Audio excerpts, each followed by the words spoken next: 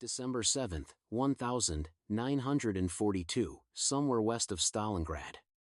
The air is a knife-sharp, dry, and heavy with the smell of frozen oil. Snow drifts against the burned-out carcass of a Panzer III, its gun barrel jutting uselessly toward a gray sky. On the road beyond it, a column of Soviet trucks wheezes and stalls, their worn engines coughing black smoke into the wind. Captain Mikhail Sorokin, quartermaster of the 64th Army, kicks at the wheel of a broken ZS-5 truck. The vehicle hasn't moved in hours. Its radiator is cracked, the carburetor is frozen solid, and the fuel has turned to slush. His men huddle around the engine compartment, breathing into their gloves, cursing in low voices. They've been trying to move ammunition to the front lines along the frozen steppe, where Chuikov's rifle divisions are fighting house to house in the ruins of Stalingrad. But without transport, the supply line is collapsing. Horses die on the roadside. Soviet-made trucks simply can't endure the distance or the cold. Sorokin wipes ice from his eyelashes and looks east. The line of trucks stretches for miles, hundreds of them, stuck, broken, abandoned. Every crate of rifle cartridges, every box of tinned food left behind means more dead men in the ruins ahead. He takes out a pencil and scribbles in his notebook. Request. New trucks any kind. Ours dying. Soldiers hungry. No mobility. He doesn't know it yet, but help is already crossing the Arctic Ocean. Thousands of miles away, at a shipyard in Portland, Oregon, an assembly line of olive-drab trucks is rolling off production floors. American workers, men and women, are building vehicles with one destination, the Soviet Union. And those trucks will soon change everything. January 1943. The North Atlantic. The ocean roars like a living thing, black waves the size of buildings smashing against steel hulls. The men of convoy JW52 clutch the rails as freezing spray turns instantly to ice on the decks. In the distance, the outline of escort ships moves through snow and fog, silent guardians against what everyone knows is out there, the wolf packs. Below deck on the cargo ship SS Thomas Donaldson, a U.S. Navy armed guard seaman named Harold Jenkins runs a gloved hand over a line of crates stamped, Studebaker Corp., South Bend, Indiana. Inside each crate, engines, axles, spare parts. The lifeblood of mobility for a distant front he's never seen. The convoy carries 8,000 tons of vital cargo bound for Murmansk: trucks, fuel, tires, canned meat, medical supplies. Above them, the northern lights shimmer faintly through a break in the storm, ghostly green curtains twisting across the Arctic sky. It's beautiful. And it's a death trap. At 3:17 hours, the hydrophones scream. U-boat contact, bearing 112 degrees. Depth charges roll off the side of the escort ship HMS Obdurate. A minute later, the sea erupts thunder and white foam, and then the wind carries a cheer across the convoy, one wolf down. But everyone knows more are waiting. The Arctic convoys are a nightmare even without the Germans. Ice builds so thick on the ships that sailors must hack it off with axes to keep from capsizing. Temperatures drop to -40, and if you fall overboard, you die before you can scream. But still they come, one convoy after another, month after month. More than 80 of them between 1941 and 1945, carrying everything from Spam to Spitfires, from locomotives to the sturdy olive-green trucks that will soon be rumbling across the endless Russian steppe. When the convoy finally reaches Murmansk, Soviet dockworkers cheered despite the frostbite and exhaustion. The first Studebakers roll off the ships like giants of steel and rubber, strange, foreign beasts compared to their Soviet counterparts. The Red Army drivers gather around, curious. They tap the fenders, run their fingers along the smooth lines, and marvel at the dashboard instruments written in English. They don't yet realize these trucks will become the arteries of the Soviet war effort, the wheels that carry victory to Berlin. March 1943. Near Kursk, western Russia. Dawn crawls across the steppe, lighting up a vast sea of snow and mud, the kind of terrain that swallows entire armies.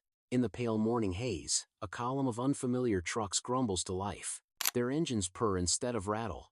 Their headlamps glow steady, not flickering weakly like the old ZS-5 seconds. Captain Sorokin stands by the roadside again, but this time he isn't cursing. He's watching a convoy of brand new Studebaker US6 trucks hauling crates of Katyusha rockets, artillery shells, and sacks of flour. The Red Army has begun to move again. Each truck bears a stenciled white star, a symbol of the Lend-Lease program. To the men driving them, these vehicles seem almost magical. They start in the cold. They pull through mud that bogs down tanks. They carry twice the payload of Soviet-made models. Lieutenant Pavel Morozov, a driver fresh from Siberia, climbs into the cab of his assigned truck and runs a gloved hand over the controls. The steering is smooth, the clutch firm but reliable. Feels like driving a tank, he mutters, grinning. A mechanic laughs. Except it actually works. The convoy sets off. The Studebakers bounce over the rutted track, their six-wheel drive gripping like claws. Soviet soldiers in the back sit among crates of ammunition, clutching their rifles as snow stings their faces. Behind them, horses plod through the mud, a living symbol of the old army being replaced by a mechanized one. Every kilometer forward, the Red Army feels the difference. Units that once relied on oxen and sleds now move artillery batteries overnight. Medical trucks pull wounded men out of battle within hours instead of days. Commanders can shift divisions along the front faster than the Germans expect. By summer, when the Battle of Kursk erupts in July 1943, the largest tank battle in history, it's not just Soviet T-34 seconds that make the difference. It's the endless lines of American trucks hauling shells, fuel, and spare parts to keep those tanks moving. German intelligence officers begin to notice something strange. Soviet formations seem to recover faster after every offensive. Supply dumps appear seemingly overnight. The Red Army, once slow and clumsy, now moves with frightening speed. In captured documents, one German colonel writes in disbelief, "They drive American trucks now. Thousands of them. They have more vehicles than we do." He's not wrong. By 1944, the Red Army will be moving on nearly 500,000 Lend-Lease vehicles, Studebakers, GMCs, Dodges, a mechanized tide rolling steadily toward Berlin. And the Soviets themselves are the first to admit it. Without these trucks, the front might have frozen in place. November 1943. Ukraine. The thaw has come early. What was once a white battlefield is now an ocean of mud, the infamous Rasputitsa. Entire divisions grind to a halt in brown sludge deep enough to swallow tanks. Soviet T-34 seconds spin their treads uselessly, half buried. Soldiers drag artillery by hand, boots ripped away by suctioning earth. Then, through the fog, the sound of engines, a low, rhythmic growl unlike the coughing Soviet trucks that used to die here. A column of Studebaker US6s emerges from the mist, moving as if the mud were solid ground. The six-wheel drives churn methodically, carrying tons of ammunition and rations toward the Dnieper River crossings. At the wheel of one truck, Sergeant Ivan Lebedev leans forward, squinting through the mud-streaked windshield. His co-driver, a former factory worker from Novosibirsk, wipes the glass with a rag and laughs. "Can you believe this? A year ago, we were pulling these loads with horses." Lebedev just nods. He can't hear him over the roar of the American engine, but he feels it. The machine doesn't quit. Behind them, Soviet artillery roars as fresh shells arrive, shells that these trucks delivered. Infantry columns follow the same muddy tracks, and soon pontoon bridges begin to rise over the Dnieper. The offensive pushes west again. By winter, the pattern repeats from Smolensk to Kiev to Minsk. Wherever the Red Army moves, the Studebakers follow, carrying fuel, food, and field hospitals. They tow Katyusha rocket launchers and even serve as mobile command posts. Soldiers paint slogans on their hoods. From Roosevelt to Stalin, half joke, half gratitude. Meanwhile, the Americans keep sending more. From the Persian Gulf ports, through Iran's mountain roads, across Siberian railways, another lifeline of trucks rolls north to the front. Soviet crews drive them out of the crates, often without manuals, learning by touch and instinct. By mid-1944, the transformation is complete. What was once a semi-mechanized army has become fully mobile. The Soviets can outmaneuver the Germans not just in tanks, but in logistics. The Studebakers carry everything: ammunition, wounded soldiers, even entire anti-aircraft batteries. When General Rokossovsky's first Belarusian front advances during Operation Bagration in June 1944, his supply lines stretch for hundreds of miles, yet his troops never run out of fuel or food. His staff officers quietly know why. The endless green trucks rumbling through the night, headlights dimmed, tires cutting deep into the mud.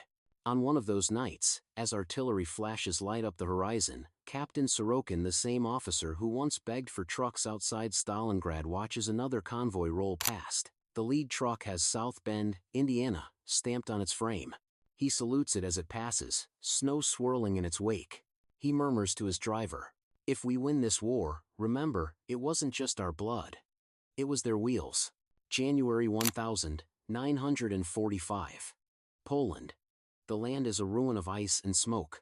Soviet artillery booms across the Vistula River as the Red Army prepares for its final push toward Berlin.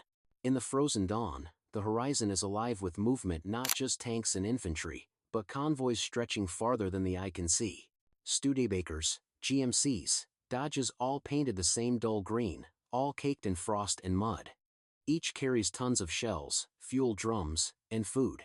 The convoy winds through shattered villages and blackened forests, engines humming like an industrial heartbeat. Major Ivan Lebedev, the same sergeant who once marveled at his American truck in Ukraine, now commands a logistics battalion.